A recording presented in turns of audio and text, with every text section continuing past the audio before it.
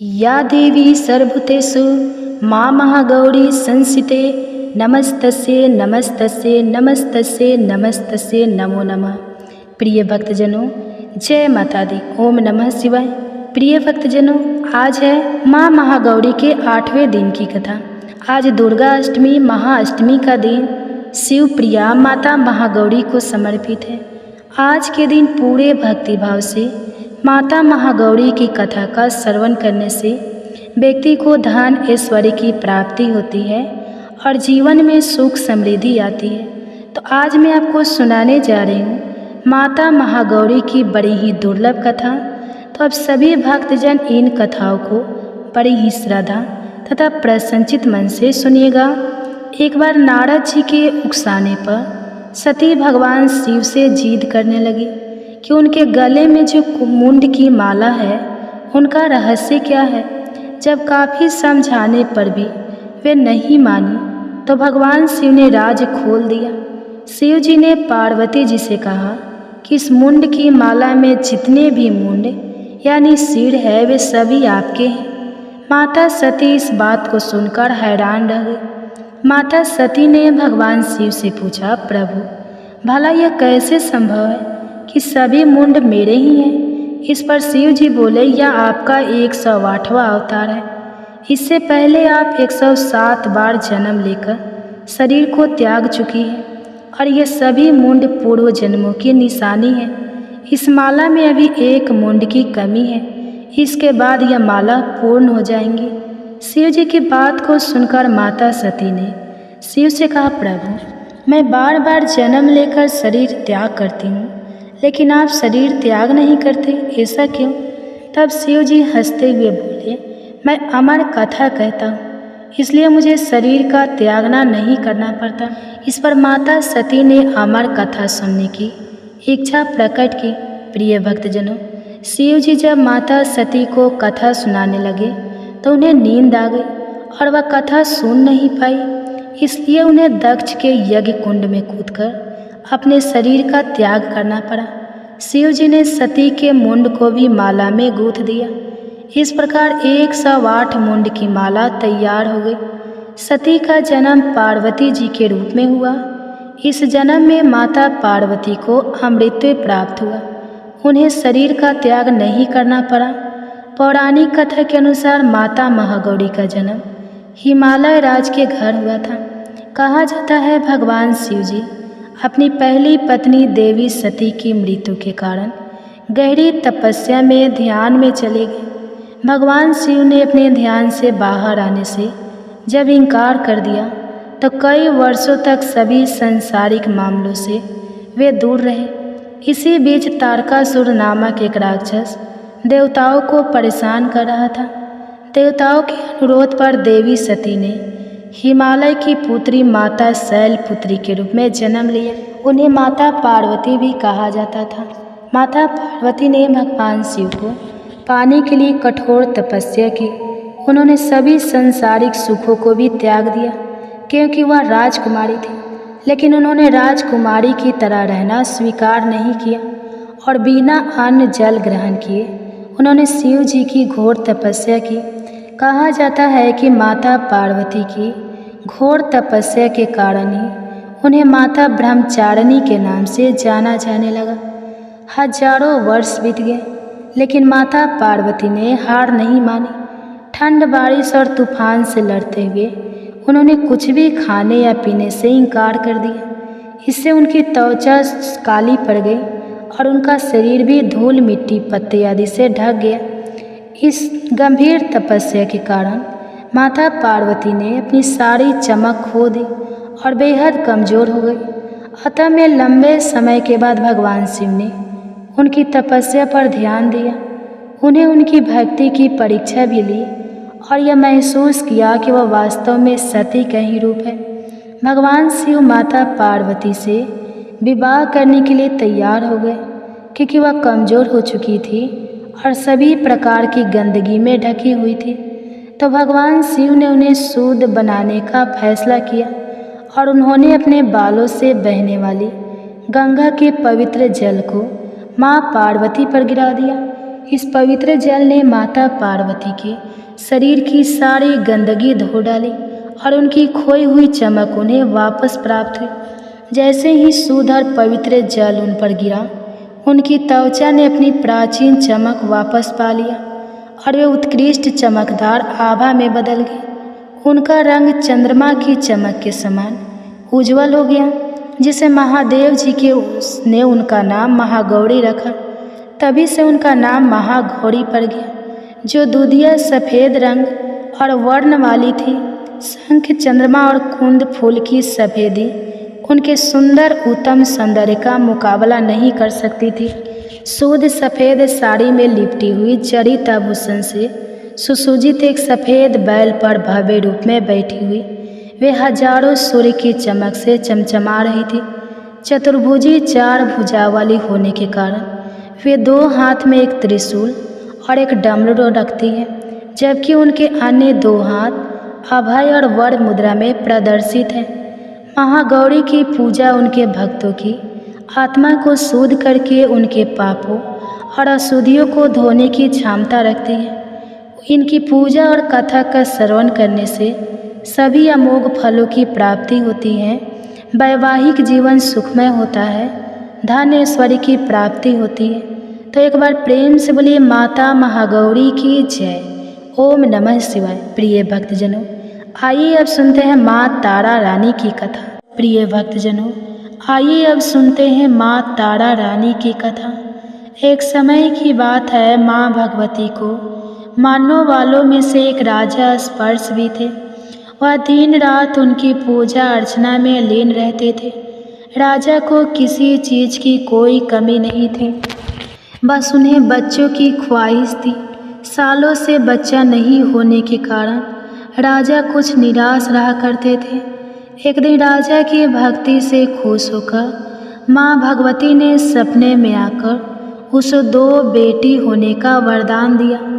आशीर्वाद मिलने की कुछ समय बाद राजा के घर एक बेटी पैदा हुई। बेटी पैदा होने की खुशी में राजा ने सबको दावत दी और बेटी की कुंडली बनवाने के लिए पंडितों को बुलवाया। सबने राजा से एक ही बात कही कि यह साक्षात देवी का रूप है। जहाँ भी इसके कदम पड़ेंगे वहाँ खुशियाँ ही खुशियाँ होंगी। यह भगवती देवी की भक्त होगी। इतना सब कहकर पंडितों ने लड़की का नाम तारा रख दिया। कुछ समय के बाद मंगलवार के दिन राजा के घर एक और बेटी पैदा हुई। ज्योतिषियों ने उसकी भी कुंडली बनाई और उदास हो गए। राजा ने जब उनकी उदासी का कारण पूछा तो ज्योतिषियों ने बताया कि यह लड़की आपके जीवन में खूब सारा दुख लेकर आएगी। राजा ने ज्योतिष से पूछा कि आखिर मैंने ऐसे कौन से खराब कर्म किए थे कि इसने मेरे घर जन्म लिया है। ज्योतिषियों ने बताया कि आपकी दोनों बेटियां राजा इंद्र की अप्सराएं हुआ करती थी। इनमें से बड़ी बहन का नाम तारा और छोटी का नाम रुकमन था। एक दिन यह दोनों मिलकर धरती की सैर करने के लिए गए। दोनों ने ही वहां पहुंचकर एकादशी के दिन का व्रत रखा। तारा ने अपनी छोटी बहन से कहा कि आज एकादशी का व्रत है, इसलिए बाजार जाकर कुछ ताजे फल लिया, लेकिन वहाँ कुछ मत खाना। रुकमन बाजार फल लेने के लिए चली गई। वहाँ उसे मछली के पकड़े दिखे। उसने झट से उन्हें खा लिया और अपनी दीदी के लिए कुछ फल ले लिए। रुकमन से तारा ने पूछा कि तुम अपने लिए फल क्यों नहीं लाई, तो उसने जवाब दिया कि वह मछली के पकोड़े खाकर आई है। तारा ने गुस्से में कहा कि तुम पापन हो, एकादशी के दिन तुमने मछली खा ली। ऐसे खराब कर्म के लिए मैं तुम्हें छिपकली बनने का श्राप देती हूँ। अब उसी जंगल में तारा की बहन छिपकली बनकर रहने लगी। वहाँ एक जाने माने ऋषि गुरु गोरख भी अपने कुछ शिष्यों के साथ रहते थे। उनके शिष्यों में से एक बहुत ही घमंडी था। अपने घमंड के चलते वह शिष्य कमंडल में पानी भरकर एकांत में बैठकर तपस्या करने लगा। तभी एक प्यासी गाय वहां आ गई। उसने सीधे अपना मुंह उस कमंडल में डाला और पानी पी लिया। पानी पीने के बाद जैसे ही गाय अपना मुंह बाहर को निकालने लगी तो कमंडल नीचे गिर गया और ऋषि का ध्यान भंग हो गया। ऋषि ने देखा कि गाय पानी पी गई। अब गुस्से में ऋषि ने गाय को एक चिमटी से बुरी तरह घायल कर दिया। इस बात की जानकारी जब गुरु गोरख को पड़ी तो वे तुरंत गाय को देखने के लिए गए। जैसे ही उन्होंने गाय की हालत देखी वैसे ही अपने उस घमंडी शिष्य को आश्रम से बाहर निकाल दिया। कुछ दिनों के बाद गौ माता पर किए गए उस अत्याचार से होने वाले पाप को कम करने के लिए उन्होंने एक यज्ञ करवाया। इस यज्ञ के बारे में गाय को चिमटे से मारने वाली घमंडी शिष्य को भी पता चला। वो सीधे पंछी का रूप धारण करके यज्ञ स्थल पर गया और भोजन में अपनी चोंच से मरा हुआ सांप डाल दिया। किसी को इस बात की खबर नहीं हुई। यह सब होते हुए तारा से श्राप मिलने वाली छिपकली रुकमन देख रही थी। उसके मन में हुआ कि इसे खाकर सारे लोग मर जाएंगे। सबकी जान बचाने के लिए छिपकली बनी रुकमन सभी लोगों के सामने भोजन पर गिर गई। लोगों ने छिपकली को खूब कोसा और बर्तन को खाली करने लगे। उसी वक्त भंडारा करने वालों को खाने में मरा हुआ सांप भी दिखा। तब कहीं जाकर उसको समझ आया कि छिपकली सबकी जान बचाने के लिए जानबूझकर भोजन में गिरी थी। एक छिपकली होने के बावजूद भी इतने अच्छे विचार होने की वजह से यज्ञ में मौजूद सारे महत्वपूर्ण लोगों ने कहा कि हमें इस छिपकली की मुक्ति के लिए प्रार्थना करनी चाहिए। पंडितों ने आगे बताया कि सबकी प्रार्थना से ही वह छिपकली तीसरे जन्म में आप जैसे प्रतापी राजा के घर बेटी के रूप में पैदा हुई है। वही तारा ने दूसरा जन्म तारामती के रूप में लिया और अयोध्या के राजा हरिश्चंद्र से शादी की। इतनी सब बातें कहने के बाद पंडितों ने राजा स्पर्श को रुकमन को मारने की सलाह दी। इस बात पर राजा बोले, मैं किसी बेटी को कैसे मार सकता हूँ, ऐसा करना पाप होगा। फिर ज्योतिषियों ने कहा कि एक संदूक में सोना चांदी लगवाकर उसके अंदर लड़की को रख देना और संदूक को पानी में बहा देना। उसमें लगा हुआ सोना चांदी देखकर लोग नदी से संदूक जरूर निकालेंगे और लड़की की जान बच जाएगी। राजा ने ज्योतिष के बताए अनुसार वैसा ही किया। नदी में सोना चांदी जरा हुआ संदूक देखकर काशी के पास ही एक भील ने उसे बाहर निकाल लिया। उसके कोई बच्चे नहीं थे, इसलिए उसने संदूक के अंदर की लड़की को पालने का फैसला लिया।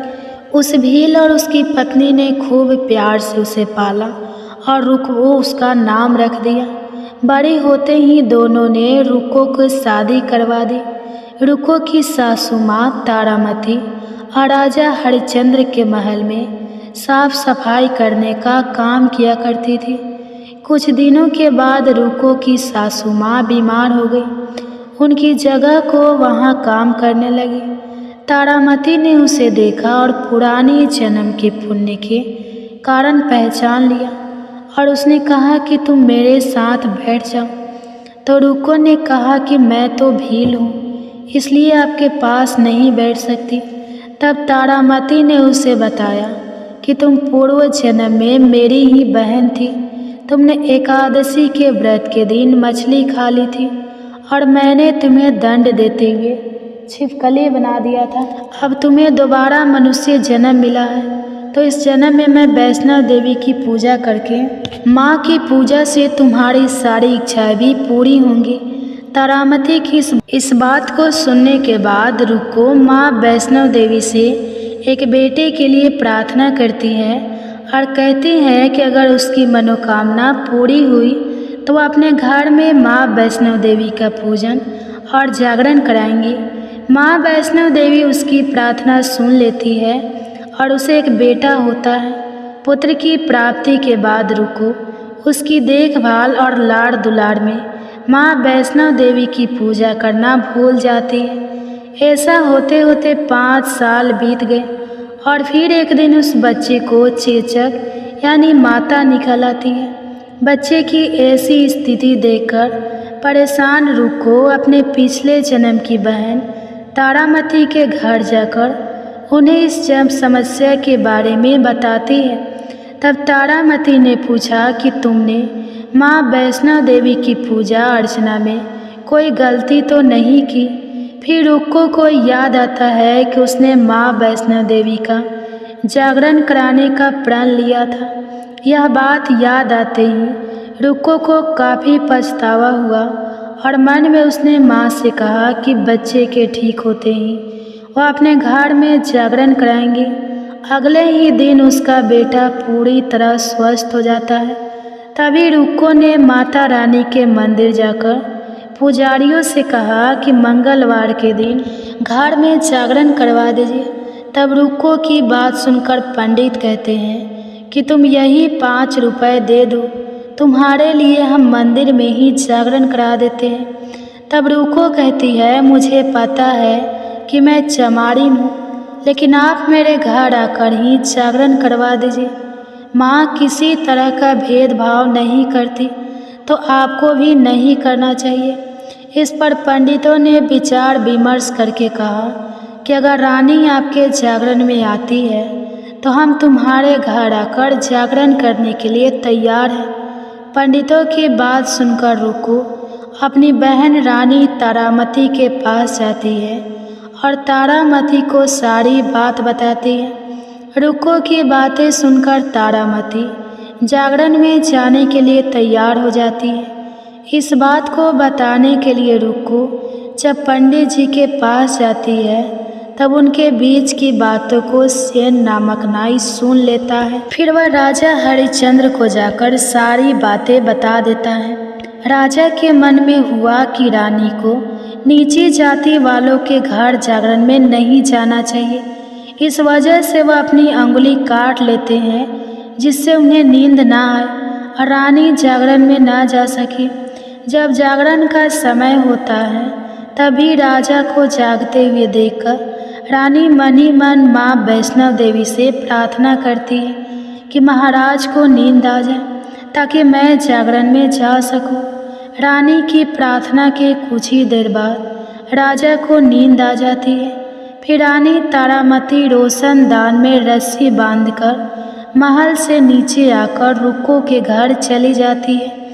इसी जल्दबाजी में रास्ते में ही रानी का रेशमी रुमाल और एक पाँव का कंगन गिर जाता है। इधर कुछ वक्त बाद राजा हरिश्चंद्र की नींद टूट जाती है।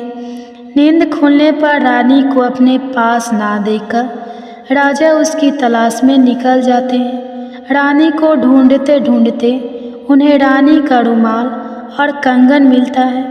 रानी की चीज़ों को अपने साथ लेकर राजा जागरण स्थल पहुँचते हैं और एक जगह चुपचाप बैठकर जागरण सुनने लगते हैं। माँ वैष्णव देवी के जयकारे के साथ जागरण खत्म होता है और सभी को प्रसाद दिया जाता है। तब रानी अपने हिस्से के प्रसाद को झोली में डाल लेती है। रानी के ऐसा करने पर लोग उनसे पूछते हैं कि वो प्रसाद क्यों नहीं खा रही है। अगर आप प्रसाद का सेवन नहीं करती हैं तो जागरण में आए लोग भी प्रसाद नहीं खाएंगे। तब रानी बोलती है कि वह प्रसाद राजा के लिए था, अब आप मुझे प्रसाद दीजिए। फिर अपने लिए प्रसाद लेकर रानी सबके सामने उसे खा लेती है। रानी को प्रसाद खाते ही जागरण में मौजूद सभी भक्तों ने भी प्रसाद खाया। उसके बाद रानी महल के लिए निकल जाती है। तभी रास्ते में ही राजा उन्हें रोक कर पूछते हैं कि तुमने नीच जाति के घर प्रसाद खाकर खुद को अपवित्र कर लिया है। तुमने मेरे लिए भी प्रसाद रखा है, अब तुम मुझसे मुझे भी अपवित्र करना चाहती हो। अब मैं तुम्हें अपने महल नहीं लेकर जा सकता। यह बोलते हुए जब राजा रानी की झोली को देखता है तब उन्हें प्रसाद की जगह गुलाब, चंपा जैसे अनेक फूल और बच्चे चावल और सुपार वाला कर राजा हरिश्चंद्र को और हैरान कर देती है। फिर रानी बोलती है कि माता के दर्शन करने के लिए बहुत बड़ा त्याग करना पड़ता है, इसके लिए आपको अपने बेटे रोहितास की बलि देनी होगी, तभी माँ दुर्गा आपको साक्षात दर्शन देगी। यह सुनकर राजा के मन में माँ के दर्शन की इच्छा होने लगी, जिसके लिए राजा अपने पुत्र की बलि देते हैं। बलि देने के बाद माँ दुर्गा शेर पर सवार होकर प्रकट होती है। उन्हें देखकर राजा हरिश्चंद्र काफ़ी खुश हो गए और माँ दुर्गा ने तुरंत राजा के बेटे को दोबारा जिंदा कर दिया। इस चमत्कार को देखकर राजा हरिश्चंद्र खुश हो गए और तभी राजा ने माँ की पूरी विधि से पूजा करके उनसे अपनी गलतियों की माफ़ी मांगी। माँ दुर्गा ने भी राजा को खुश रहने का आशीर्वाद दिया और अंतर ध्यान हो गए। तब राजा ने तारा रानी से कहा कि मैं बहुत खुश हूँ कि मुझे पत्नी के रूप में आप मिली है। फिर राजा हरिश्चंद्र, तारा रानी और रुक्मन तीनों अपनी मनुष्य योनि से छुटकारा पाकर देवलोक में चले जाते हैं। प्रेम से बोले माता रानी की जय।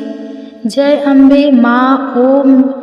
ओम नमः शिवाय। प्रिय भक्तजनों, उम्मीद करती हूँ आज की यह कथा आपको पसंद आई होगी। अगर आपको यह कथा पसंद आई है तो आप इस वीडियो को लाइक करें, शेयर करें और हमारे चैनल को भी सब्सक्राइब करें और कमेंट्स में जय माता ब्रह्मचारिणी अवश्य लिखिए। आपका जीवन सदा मंगलमय और खुशियों से भरा रहे, इसी कामना के साथ आपसे विदा लेते हैं। मिलते हैं अगली वीडियो में, तब तक के लिए आप सभी को जय माता दी।